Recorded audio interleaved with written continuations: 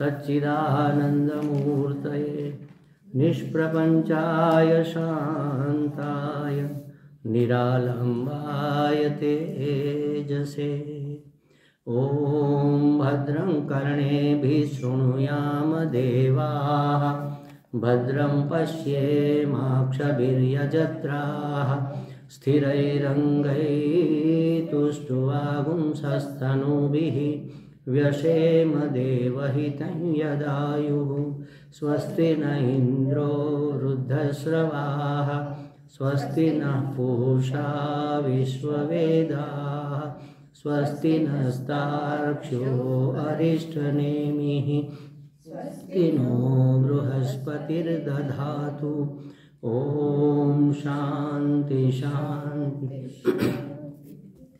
ॐ सहना भवतु, सहनौ भुनक्तु, सह वीर्यं करवावहै, तेजस्विनावधीतमस्तु मा विद्विषावहै। ॐ शान्ति शान्ति शान्तिः। हरिः ॐ श्री गुरुभ्यो नमः। हरिः ॐ।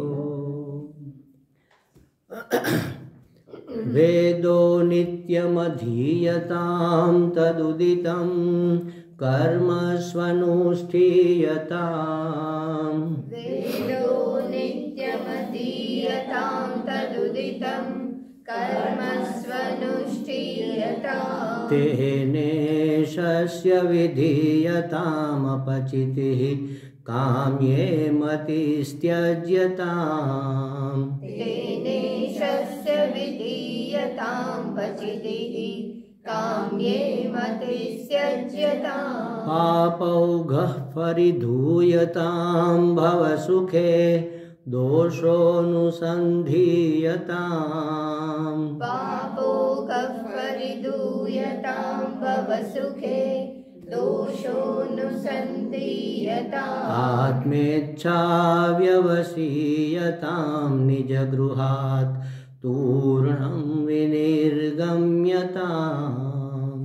आत्मेच्छाव्यवसीयतां निजगृहात् तूर्णं विनिर्गम्यताम्। सङ्गस्सस्तु विधीयतां भगवतो भक्तिर्दृढा धीयताम्। सङ्गस्सत्सु विधीयतां भगवतो भक्तिर्दृढा धीयताम्। शान्त्यादिः परिचीयतां दृढतरं कर्माशु सन्तज्यताम्।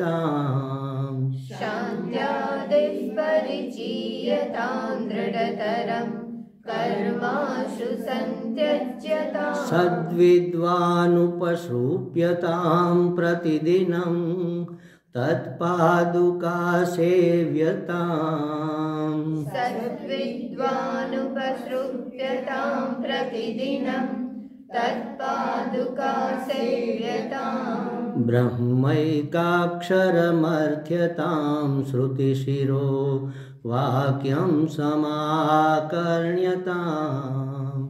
ब्रह्मैकाक्षरमर्थ्यतां श्रुतिशिरो वाक्यं समाकर्ण्यताम्।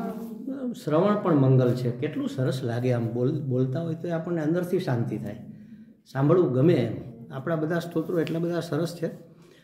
હા, તો આપણે જોયું હતું વાક્યાર્થ વિચાર્યતામ, એ મુદ્દો ચાલે છે આપણો બીજા શ્લોકનો। તો બીજા કે ત્રીજા? હા, ત્રીજા શ્લોકનો, સોરી। તો આપણે બે જ બોલ્યા, તો ત્રીજું બોલો, ત્રીજું બોલવું પડે। વાક્યાર્થમ વિચાર્યતામ શ્રુતિશિર પક્ષસમાશ્રિયતામ। વાક્યાર્થશ્ચ વિચાર્યતાં શ્રુતિશિરઃ પક્ષસમાશ્રિયતાम्। દુસ્તર્ક્યાत् સુવિરમ્યતામ શ્રુતિમતઃ તર્કોનુસંધીયતામ। દુસ્તર્કાत् સુવિરમ્યતાं શ્રુતિમતસ્તર્કોનુસંધીયતાम्। બ્રહ્માસ્મીતિ વિભાવ્યતામ મહરહઃ ગર્વઃ પરિત્યજ્યતામ ब्रह्मास्मीति विभाव्यतामहरः गर्वः परित्यज्यताम् देहेऽहं मतिरुज्यतां बुधजनैः वादः परित्यज्यताम् देहेऽहं मतिरुज्यतां बुधजनैः वादः परित्यज्यताम् તો એમાં વાક્યાર્થ વિચાર્યતામ એમાં આવે છે, ક્યાં આવે છે? ત્રીજામાં પહેલી લે હજી પહેલી જ લાઈન આલે છે. અરે રે, હા, વાક્યનો અર્થ એ વિચારવો જોઈએ, એના ઉપર ચિંતન કરવું જોઈએ. વિચારવું એટલે મનન કરવું, ચિંતન કરવું જોઈએ કે કેવી રીતે અહમ બ્રહ્માસ્મિ, હું બ્રહ્મ છું તો હું કેવી રીતે બ્રહ્મ હોય. ગુરુજીએ કહ્યું કે તત્વમસી, તે તું છે, તે એટલે ઈશ્વર, તું એટલે હું જીવ. તો જીવ ઈશ્વર કેવી રીતે હોય એના વિશે આપણે પહેલાં જોયું કે જીવ અને ઈશ્વર પોતપોતાની ઉપાધિને લીધે ભિન્ન ભાષે છે. આપણે જોયું ઈશ્વરની ઉપાધિ છે સર્વજ્ઞ, સર્વશક્તિમાન, સર્વવ્યાપ્ત. જીવની ઉપાધિ પરિચ્છિન્ન છે, અલ્પજ્ઞ, અલ્પશક્તિમાન, અલ્પવ્યાપ્ય, મર્યાદિત દેહની અંદર રહેલો. હવે એ બંને ઈશ્વર કેવી રીતે હોય તો કે જે છે એ આ સર્વજ્ઞ ઇત્યાદિ એ ઉપાધિના ધર્મો છે, એ ઈશ્વરની ઉપાધિના ધર્મો છે. એવી રીતે અલ્પજ્ઞ ઇત્યાદિ દેહની એટલે જીવની ઉપાધિના ધર્મો છે, મારા ધર્મો નથી. હું એનાથી ભિન્ન છું, દેહ મારો છે, હું દેહ નથી. આપણે જોયું હતું જે મારું હોય એ હું ન હોય. તો એ ઈશ્વરના ધર્મો વાસ્તવિક છે કે માત્ર વ્યવહારિક છે? વ્યવહારિક છે, વ્યવહાર કરવા પૂરતા છે. જેમ કે આ ઘડો છે તો એ આમ તો માટી જ છે ને, આમાં માટી સિવાય બીજું શું છે? આ ઘડો નથી એવું આપણા મનને સિદ્ધ કરવા માટે આપણે આને ઘડો કયા આધારે કહીએ છીએ? આપણી જ્ઞાનેન્દ્રિયોના આધારે. આ મને દેખાય છે ઘડો, તો દેખાય છે તો માટી છે ને, આ આકારમાં રહેલી માટી. તો કે ભાઈ સ્વામીજી આ મેં સ્પર્શ કર્યો, આ ઘડાને તો અડ્યો હું એમ. તો જેને સ્પર્શ થાય છે એ ઘડો છે કે માટી છે? ગમે એ આડો, ઉપર નીચે આજુબાજુ, તમે માટીને જ અડવાના છો. સ્વામીજી આજ મેં નવો ઘડો લીધો ને તમે જુઓ પાણી પીવો એમાં ઘડાની ગંધ આવશે. ઘડાની ગંધ આવે એક માટીની? માટીની ગંધ આવે ને. પ્લાસ્ટિકનો ઘડો હોય તો ક્યાં એવી ગંધ આવે? તો જુદી ગંધ આવે. પ્લાસ્ટિકની તો ખરાબ ગંધ આવે ને. એટલે એ તો માટીની ગંધ છે. પણ મહારાજ આ તમે જુઓ, આ જો આ ટકોરા વાગે, જો આ અવાજ સંભળાય છે, આ ઘડાનો અવાજ છે. ઘડિયાળનો અવાજ જુદો હોય પણ આ ઘડાનો નથી, માટીનો અવાજ છે. આ જો સ્ટીલનો ઘડો હોય તો જુદો અવાજ આવે. પણ તમે ચાખો, તમને આમાં ઘડાનો સ્વાદ આવશે. તો એ માટીનો સ્વાદ છે. ઘડો ક્યાં? નથી આંખથી દેખાતો, નથી હાથથી સ્પર્શાતો, નથી જીભથી ચખાતો, નથી કાનથી સંભળાતો, નથી નાકથી સૂંઘાતો. જે છે એ શું છે? માટી જ છે. એટલે કે વાચારંભણમ, માત્ર કહેવા પૂરતો ઘડો છે. એટલે કહેવા પૂરતો એટલે વ્યવહાર પૂરતો. પાણી ભરવું હોય તો કાંઈ માટીના ઢગલામાં પાણી ભરીને થોડું લવાય, એના માટે તો ઘડો જ જોઈએ. ઘડાએ માટીએ લીધેલો એક આકાર, એટલે એને આપણે વ્યવહારની દ્રષ્ટિએ ઘડો કહ્યું. એ ખાલી કહેવા પૂરતો છે, વ્યવહાર પૂરતો છે. વાચારંભણમ વિકારો નામ, માટીનો વિકાર છે, કહેવા પૂરતો આ માટીનો વિકાર છે, જેને આપણે ઘડો કહીએ છીએ. વાસ્તવમાં સાચું શું છે? મૃત્તિકા ઇતિ એવ સત્ય, માટી સત્ય છે. સાચું તો માટી છે. બાકી તો એમ જુઓ ભગવાન ગીતાજીમાં કહે છે કે હું તેમાં છું ને તે મારામાં છે ને, એવું બધું આવે હટપટું. ખ્યાલ છે? એનો અર્થ શું? માટી ઘડામાં વ્યાપ્ત છે, ઘડો માટીમાં વ્યાપ્ત છે નહીં. માટી ઘડામાં વ્યાપ્ત છે એનો અર્થ શું? માટી સર્વવ્યાપ્ત છે. એ કોળિયામાંય હોય, કુંડામાંય હોય, નળિયામાંય હોય, ઠીકરામાંય હોય. પણ ઘડો કાંઈ બધી માટીમાં હોય એવું જરૂરી? ઘડો કુંડામાં, કોળિયામાં ને એમાં ન હોય. એટલે માટી છે એ સત્ય છે અને એ વ્યાપ્ત છે. એ રીતે આત્મા યા પરમાત્મા વ્યાપ્ત છે અને આ ઉપાધિ છે એ મર્યાદિત છે. તો કે છે જે મારું હોય એ હું ન હોય. પોતાના મર્ત્યત્વ ઇત્યાદિ વિશે જો વિચાર કરીએ તો એ ખ્યાલ આવે કે આત્માનો ધર્મ નથી. મરી જવું કે જન્મ લેવો, જન્મ મરણ, એટલે આ ષડ વિકાર છે. આપણા દરેક પદાર્થના 6 વિકાર છે. પદાર્થ એટલે શું? હા, એટલે હવે એ યાદ રાખજો. જ્યારે પદાર્થ શબ્દ આવે ને ત્યારે કોઈ પણ પદનો અર્થ, આ ઘડો પદ છે, ઘડો શબ્દ છે, પદ એટલે શબ્દ, એનો અર્થ એટલે આ વસ્તુ, બરાબર? એટલે કોઈ પણ પદાર્થ મારી સામે આવે ત્યારે આપણે અલગ અલગ દ્રષ્ટિબિંદુથી વિચારતા હોઈએ છીએ. પછી એ નિર્જીવ હોય કે સજીવ હોય, એક વખત એનું ઉત્પાદન થયું હોય. મનુષ્ય હોય તો જન્મ થયો હોય, પશુ પક્ષી હોય તો એનો જન્મ થયો હોય.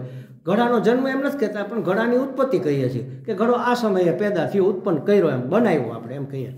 તો જાયતે એટલે જન્મવું, ઉત્પન્ન થવું. જાયતે અસ્થિ, જન્મ પછી ટકે. અસ્થિ જાયતે અસ્થિ વર્ધતે, આગળ વધે. જો સજીવ હોય તો મોટું થાય અને નહીં તો જૂનું થાય. અસ્થિ જાયતે વર્ધતે વિપરિણમતે, વિપરિણામને પામે એટલે જે બનવા માટે એ જન્મવું હોય એ બને ત્યાં સુધી એ વિકાસ થાય. એમ નાની બેબલી હોય તો એ સ્ત્રી બની જાય ત્યાં સુધી એનો વિકાસ થાય. નાનો બાબો હોય તો પુરુષ બને ત્યાં સુધી વિકાસ થાય. પછી શું થાય? અપક્ષીયતે, પછી ધીમે ધીમે અહીંયા વાળ ધોળા થવા માંડે, મોઢા ઉપર કરચલીઓ પડવા માંડે, ક્ષય થવા માંડે. અપક્ષીયતે, કેટલો ક્ષય થાય? વિનશ્યતિ, નાશ થઈ જાય, નષ્ટ થઈ જાય ત્યાં સુધીનો ક્ષય. આ ષડ વિકાર દરેક શેમાં છે? દરેક પદાર્થમાં. આ શબ્દ યાદ. દરેક પદાર્થ કયો એટલે એમાં મનુષ્ય આવી ગયા, પશુ આવી ગયા, પ્રાણી આવી ગયા, જીવ સજીવ નિર્જીવ બધું આવી ગયું. દરેક પદનો અર્થ જે કાંઈ નામ છે એ બધા જ નામ, અને નામ હોય અને રૂપ હોય. તો નામ રૂપાત્મક આ સમગ્ર સંસાર વિકારાત્મક છે, ષડ વિકારાત્મક છે. તો જેને આપણે આત્મા કહી છીએ એ પણ જો આવો વિકારી હોય તો એનું મૃત્યુ થાય. એનું મૃત્યુ થતું હોય તો આ બે દોષ લાગે એ આપણે કાલે જોયું હતું, કૃતનાશ અને કૃતાભ્યાગમ. કૃતનાશ એટલે મેં આ જન્મમાં જે કર્મો કર્યા છે એ બીજા જન્મમાં જન્મ જ ન હોય. જો આત્મા મરી જતો હોય તો કર્મોનો તો નાશ થઈ ગયો. તો એક ધનવાન ને એક ગરીબ એવું કેમ? એક સુખી ને એક દુઃખી એવું કેમ? એક હાજો માંદો રહે ને એકદમ તંદુરસ્ત પહેલવાન એવું કેમ? તો ભગવાને પક્ષપાત કર્યો કહેવાય. ભગવાન તો પક્ષપાત કરે નહીં, અને પક્ષપાત કરે તો એને ભગવાન ન કહેવાય.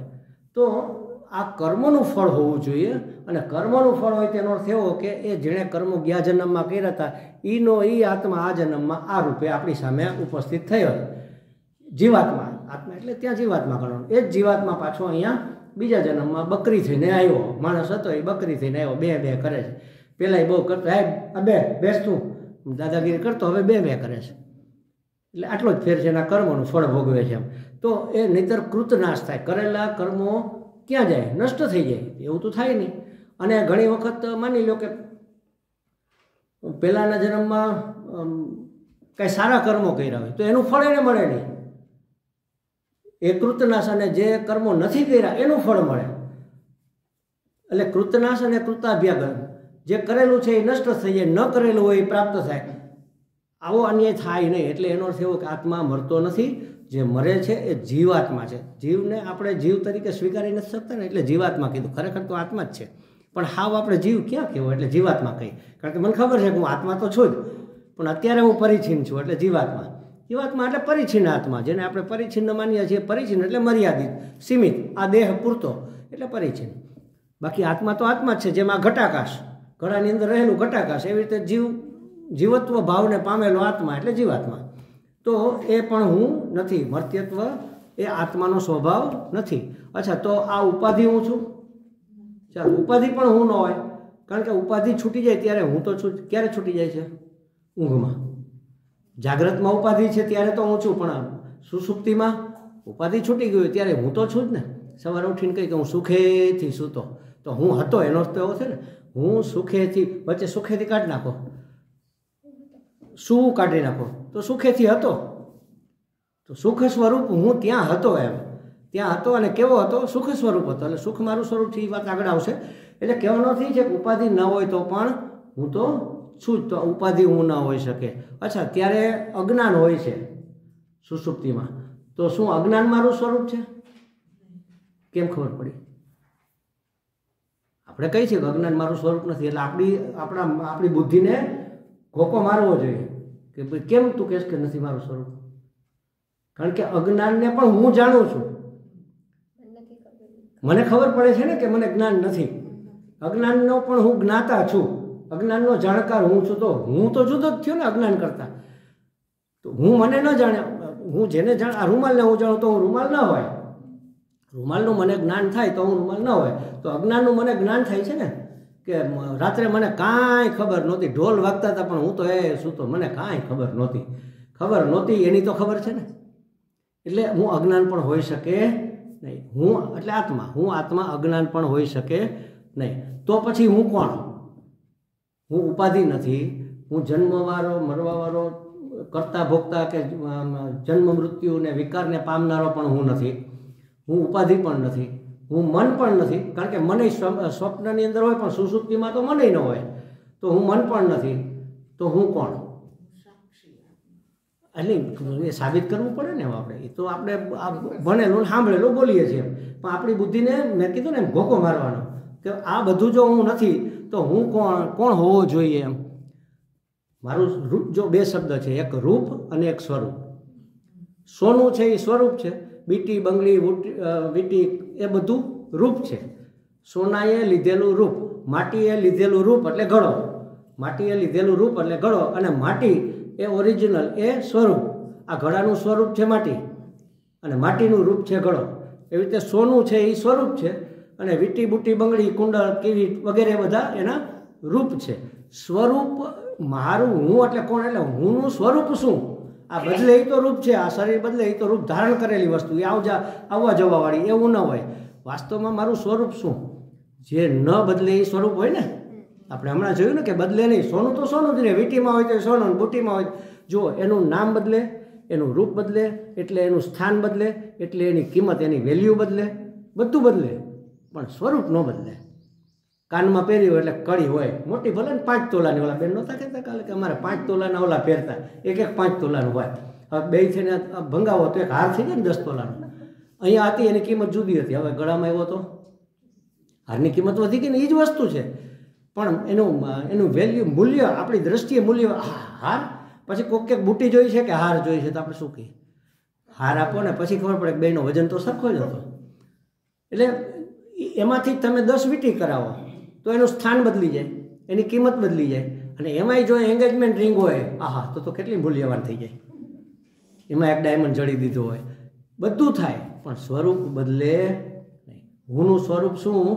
કે જે ન બદલે એ હુંનું સ્વરૂપ હોય. જેમ કે અગ્નિ છે, તો અગ્નિનું સ્વરૂપ શું? ઉષ્ણતા અને પ્રકાશત્વ.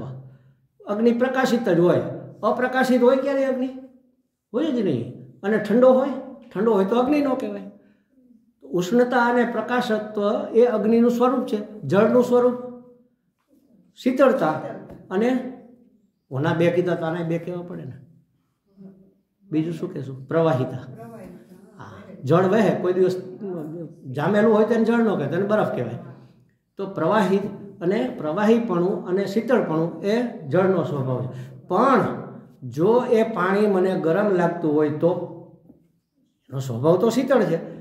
સવારે નાહવા માટે તો આપણે ગરમ કાઢીએ છીએ ને પાણી, નળમાંથી ગરમ જ આવે. પ્રવાહી છે પણ ગરમ છે.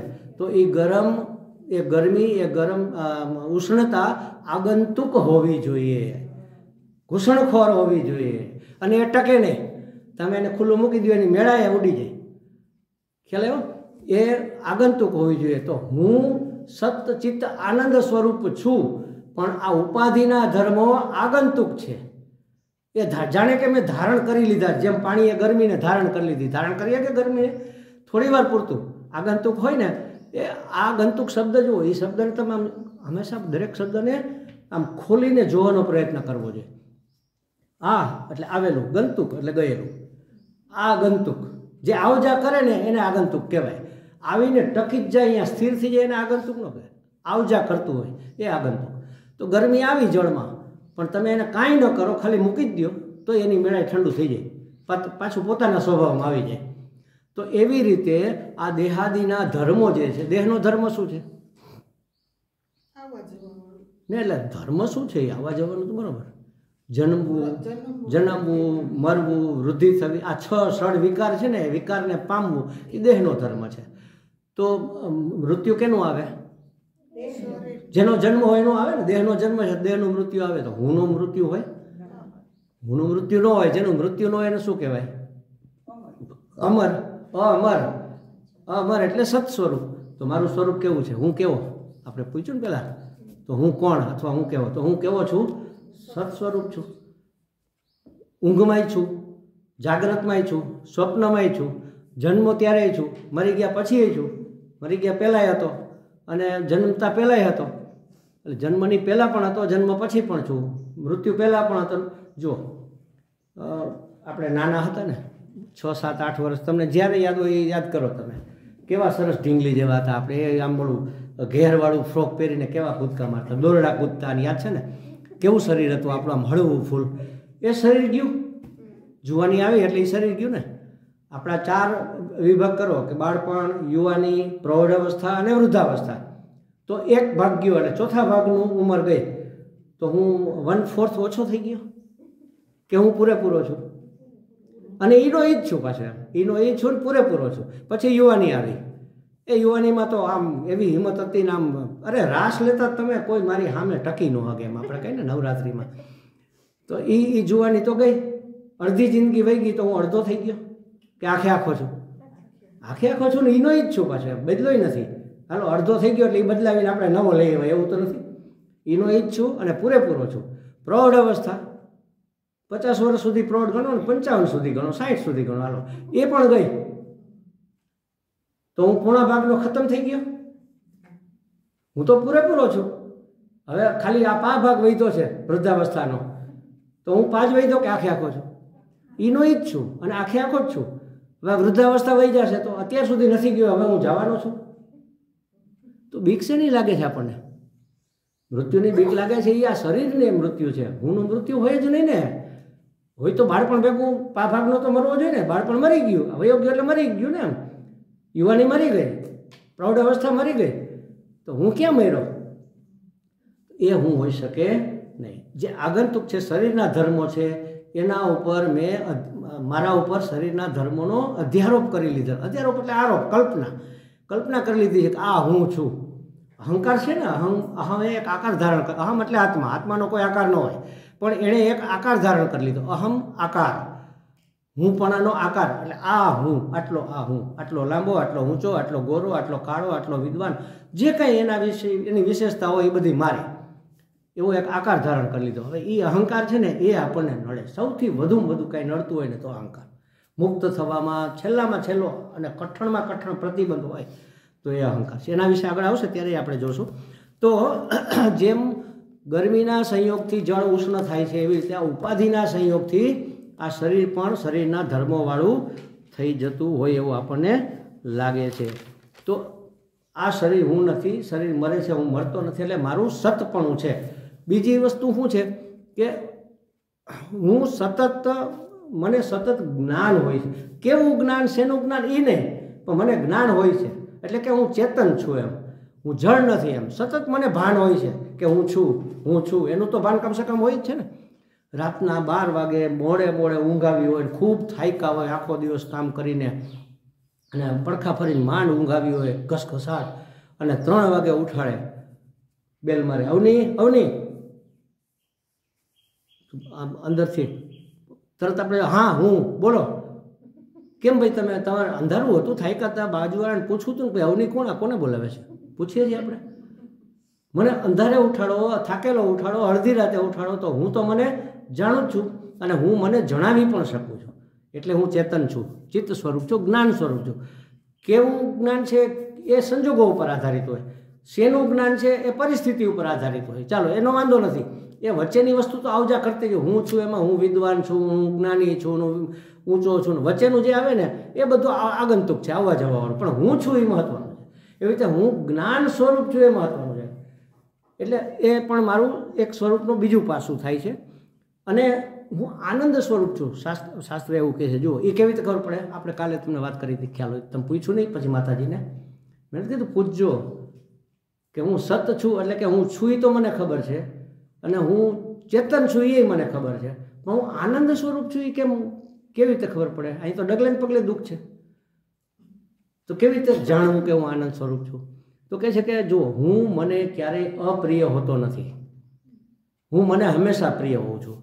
કોઈ પણ સંજોગોમાં ક્યારેય પણ આત્મા મારા સૌથી વધુમાં વધુ પ્રેમનો પ્રેમનો વિષય હોય છે. ક્યારે હું મને અપ્રિય હોતો નથી. અહમ અસ્મિ, હું છું, સદા ભામી, સદા પ્રકાશિત છું. નાહમ અપ્રિય કદાચિત, હું મને ક્યારેય અપ્રિય હોતો નથી.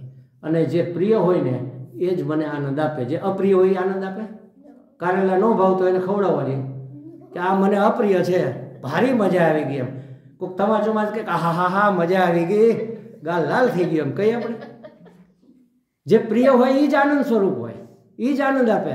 તો સૌથી વધારે આ જગતમાં કોણ પ્રિય છે મને? હું પ્રિય છું, તો હું આનંદ સ્વરૂપ હોવો જોઈએ કે નહીં? ખ્યાલ આવ્યો? આ તર્ક છે, આને શું તર્ક કહેવાય? જે પ્રિય હોય, ફરીથી જે પ્રિય હોય એ મને આનંદ આપે જ, અને હું મને સૌથી વધુ પ્રિય છું, માટે હું આનંદ સ્વરૂપ હોવો જ જોઈએ.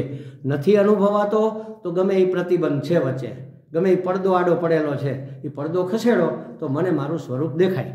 તો કહે છે કે આત્મા પરમ પ્રેમનો વિષય છે, અને જે પ્રિય હોય એ એટલા માટે પ્રિય હોય કે એ મને આનંદ આપતું હોય, અને આત્મા અત્યંત પ્રિય હોય તો એનો અર્થ એવો કે આત્મા આનંદ સ્વરૂપ હોવો જ જોઈએ, તો જ મને સદા પ્રિય હોય.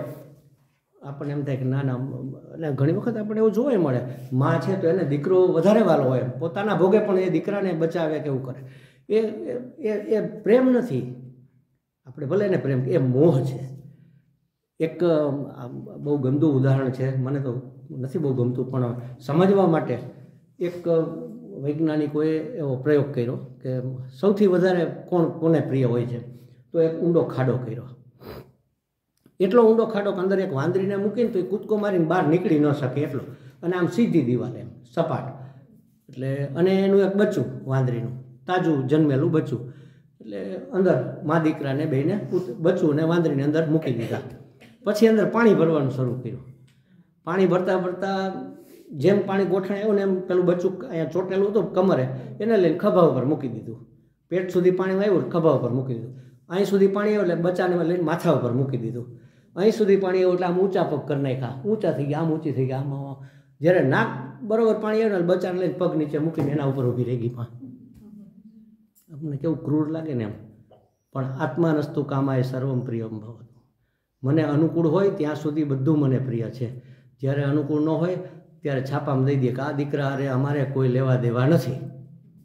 પણ ઠીક ગયો હોય તો પછી આપણે છાપામાં દઈ દઈએ, ભાઈ આની દરરોજ ફરિયાદ આવે છે, દરરોજ પોલીસ કેસ આવે છે, અને દરરોજ ઉઘરાણાવાળા આવે છે, છાપામાં દઈ દઈએ, ભલે હાથ ખોટનો હોય તોય. એટલે હું જ મને સૌથી વધારે પ્રિય હોય, અને એટલા માટે જ હું મને આનંદ આપતો હોય તો જ પ્રિય હોય, નહીં તો પ્રિય હોય જ નહીં. તો સત મારું સ્વરૂપ છે, હોવાપણું, ચિત્ત મારું સ્વરૂપ છે, આનંદ મારું સ્વરૂપ છે. હવે આ આખા જગતનું એ સ્વરૂપ છે પાછું એમ. સચ્ચિદાનંદ જ પરમાત્માએ જો બધો વેશ લીધો હોય તો બધું સચ્ચિદાનંદ હોવું જોઈએ ને. તો જે દેખાય છે એને આપણે જુદા શબ્દોમાં કહીએ છીએ. સચ્ચિદાનંદ પરમાત્માએ અસ્થિ ભાતિ પ્રિયનું રૂપ લીધું. પ્રિય એટલે આનંદ, ભાતિ એટલે પ્રકાશ, ચૈતન્ય, ચિત્ત, અને અસ્થિ એટલે હોવાપણું, સત. સચ્ચિદાનંદ પરમાત્મા અસ્થિભાતિ પ્રિય રૂપે મારી આજુબાજુમાં બધે પ્રસરેલો છે. દરેકમાં આ 3-5 તત્વો તો હોવાના છે. અસ્થિ, ભાતિ, પ્રિય, નામ, રૂપ, આ 5 અંશ હોય. અસ્થિ, આ રૂમાલ છે તો કેવો જ પડે આને અસ્થિ. ભાતિ કેમ ખબર પડી? જણાય છે. અને કંઈક ઉપયોગી છે, પ્રિય છે તો જ મેં રાખ્યો હોય, નહીં તો કોણ રાખે આને? એટલે બધા જ પદાર્થોની અંદર, બધા જ પદાર્થ એટલે નિર્જીવ નહીં, સજીવ નિર્જીવ બધું આવી ગયું પદાર્થ. પદ શબ્દના અર્થમાં આ 5 અંશ રહેલા હોય છે. આ હંમેશા પકડી રાખવું, પદાર્થ શબ્દને ખાસ પકડજો. એટલે એનો ક્યારેય વ્યભિચાર થતો નથી. જો ઉપાધિને ધ્યાને લેવામાં ન આવે તો જીવ અને ઈશ્વરમાં કોઈ ભેદ રહેતો નથી. હવે આપણે 5 ભેદ જોયા હતા ને, એમાંથી જીવ અને ઈશ્વરનો ભેદ આપણે નિવૃત્ત કરી નાખ્યો. અનેક ઋષિઓએ તત્વચિંતક આ એક ભેદ છે. પછી જીવ અને એ પણ જોયું ને આપણે, જીવ અને બ્રહ્મનો ભેદ એ પણ નથી. ઈશ્વરની ઉપાધિ મોટી છે, જીવની ઉપાધિ નાની છે, ઉપાધિને લીધે ભેદ છે. એટલે જગત અને જીવનો ભેદ નથી, જગત અને ઈશ્વરનો ભેદ નથી, ઈશ્વર અને જીવનો ભેદ નથી. એ વાસ્તવમાં બધા ભેદ જે જણાય છે એ ઉપાધિના ભેદ છે, એને ધારણ કરેલી ઉપાધિના ભેદ છે. અને ઉપાધિના ધર્મોને મારા માની લેવાથી મને આ બધા ભેદ જણાય છે. બરાબર, ચાલો આ વેદાંત છે એ આવું કહે છે એમ. પણ અનેક એવા મહાત્માઓ છે, અનેક એવા દર્શન, ષડ દર્શન છે. તો અદ્વૈત વેદાંત સિવાયના બાકીના બધા જ દર્શન કંઈક જુદો મત રજૂ કરે છે. અનેક ઋષિઓ, સામાન્ય માણસો ને, મેં એક વખત આપણા સ્વામીજીને પૂછેલું કે સ્વામીજી, એક બ્રહ્મ સિવાય બીજું કાંઈ નથી, બ્રહ્મ સત્ય, જગન મિથ્યા, બ્રહ્મ સાચું છે અને જગત તો મિથ્યા છે, હવે અમારા જેવા હજી શરૂઆતના સાધકને પણ જો આ વસ્તુ સમજાતી હોય તો મોટા મોટા મહાત્માઓ થઈ ગયા એના નહીં સમજાણું હોય. વલ્લભાચાર્યજી, નિંબકાચાર્યજી, કેવડા મોટા મહાત્માઓ. એ તો દ્વૈતાદ્વૈતને, વિશિષ્ટાદ્વૈતને આવા બધા સંપ્રદાયોને શરૂ કર્યા. તો એને કેમ નહીં આ સમજાણું હોય કે ના ના અદ્વૈત જ બરોબર, અદ્વૈત વેદાંત જ બરોબર છે? તો એને કેમ આ નહીં સમજાણું હોય? તમને શું લાગે છે? આપણને તો સમજાય છે ને કે બ્રહ્મ સત્ય, જગત મિથ્યા છે. ભલે જીવનમાં નથી હોતું પણ બુદ્ધિથી તો સમજાઈ ગયું ને કે આ જગત તો મિથ્યા જ છે. તમામ વ્યક્તિ, વસ્તુ, પદાર્થ, પરિસ્થિતિ બધું જ મિથ્યા છે, બ્રહ્મ માત્ર સત્ય છે. તો વલ્લભાચાર્યજી શું કરતા હશે? રામાનુજાચાર્યએ શું કર્યું હશે? કેટલા વિદ્વાન હતા એ બધા? નિંબકાચાર્ય કેવા બધા વિદ્વાનો હતા? એને કેમ નહીં સમજાણું હોય? હા, પણ એવા ભાવે શું કામ જોઈએ? ખરેખર તો ભગવાન એક જ છે. પણ શું કામ પૂજા કરવી હોય તો આપણે કરીએ જ છીએ ને. એ હું છું એવી રીતે પૂજા. વેદાંતિઓ પૂજા કરે છે કે નથી કરતા?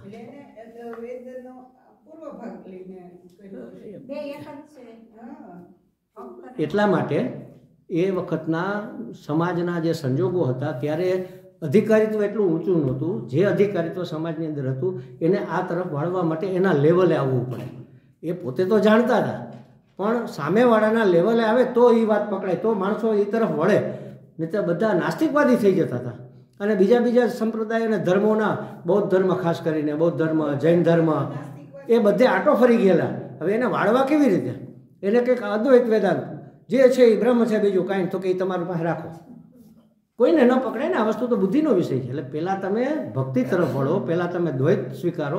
બ્રહ્મ સત્ય, જગત સત્ય. જગત એ સાચું, બ્રહ્મે જો રૂપ લીધું છે તો એને શું કામ આપણે અસત્ય કહેવું? એમ એ પણ સત્ય ને આ સત્ય. એમ અત્યારે ત્યાં સુધી ચાલો, ત્યાં જવાથી વધુ આગળ દેખાશે. એટલે જે તે સમયે, જે તે સંજોગોને અનુસાર ભગવાને એની અંદર આવી પ્રેરણા કરી. એ બધા મહાત્માઓ તો પહોંચેલી વસ્તુ બ્રહ્મનું સ્વરૂપ જ હતા ને, ભગવાનનો જ અવતરણ. બધા શંકરાચાર્યજી જેમ ભગવાનનો અવતાર હતા એમ વલ્લભાચાર્યજી બધા કૃષ્ણનો જ અવતાર હતા. એ બધું એનો અંશ અવતાર હતા. એટલે અમુક એક કાર્ય પાર પાડવા માટે આવેલા હતા. પણ સામે કોણ છે?